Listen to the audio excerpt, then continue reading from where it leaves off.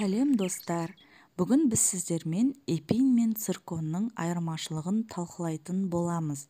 Қайсысы жақсырақ, эпин ба әлде циркон ба? Егер осы сұраққа толық жауап алғыларыңыз келсе, видеоны соңына дейін қараңыздар. Видео соңында ешкім айта бермейтін құпиямен бөлісетін боламын. Эпин мен циркон бұл екеуі де антистрестік препараттар болғанымен, екеуі екі түрлі қызмет атқарады. Және әртүрлі жағдайда қолданылады. Қолдану тәсілі де әртүрлі болып келеді. Бұны естіп көп адамдар таң қалуы мүмкін. Бірақ солай, екеуі екі түрлі жағдайда қолданылады.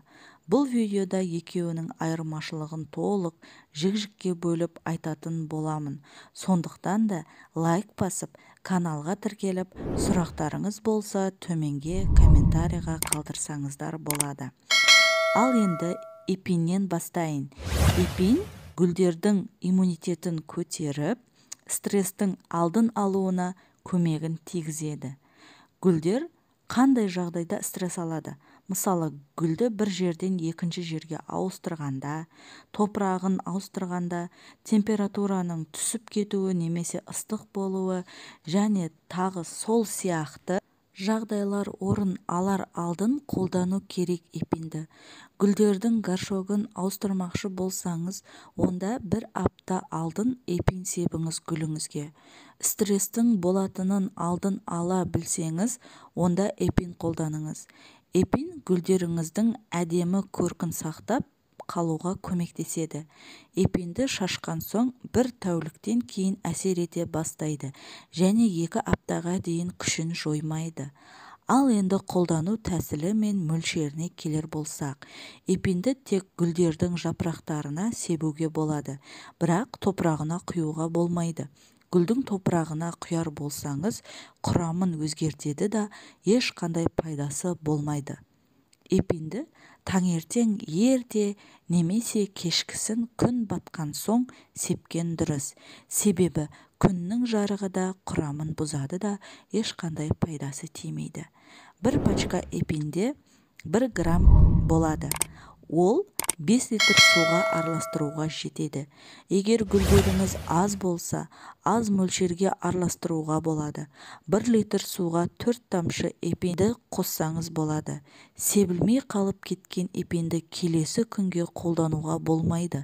Қалғанын міндетті түрде төгіп тастаңыздар.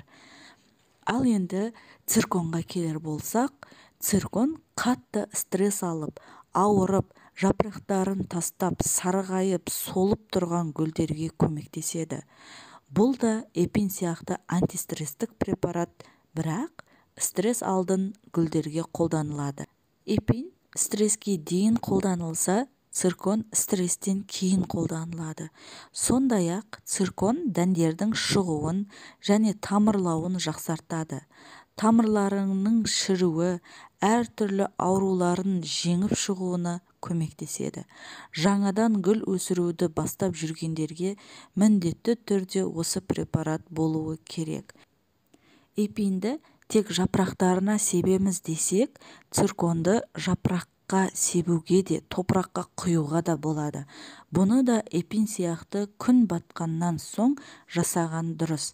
Себебі күннің жарығы құрамын бұзады және көмектеспей қалады. Цирконды сепкенде гүлдің барлық жеріне тигізіп, жапырақтарының алдын артына, сабақтарына, топырақтарына толықтай себілгеніне мұқият болу керек. Себебі гүл цирконды жақсы бойына сіңіреді, бірақ жай әсер етеді. Себумен бірге топырағына да цирконды құйыңыздар. Бірақ құяр алдын топыраққа су құйып алыңыздар. Ешқандай топыраққа су құймай тұрып, цирконды болсын, тыңайтқыш болсын құймаңыздар. Гүлдеріңіздің тамырын жақсылап күтіңіздер. Дозасына келер болсақ, эпин сияқты бұны да 1 литр суға 4 тамшы циркон қосамыз. Дозасын көбейтіп жіберуден сақтаныңыздар. Енді Видео соңындағы құпияға келер болсақ, достар, эпинді және цирконды тексерілген және үлкен гүл сататын дүкендерден алған дұрыс. Себебі бұл препараттар өте танымал және халық арасында көп таралғандықтан көп жасанды түрін сатады. Сондықтан абай болыңыздар. Достар, менің каналыма тіркеліп, басқа да видеоларымды көріп, өздеріңізге керекті мағлұматтар алсаңыздар болады. Гүлдеріңіз жайқалып, сіздерді қуанта берсін. Видеоны соңына дейін қарағандарыңызға көп рахмет. Каналға тіркеліп қоюды ұмытпаңыздар. Сау болыңыздар.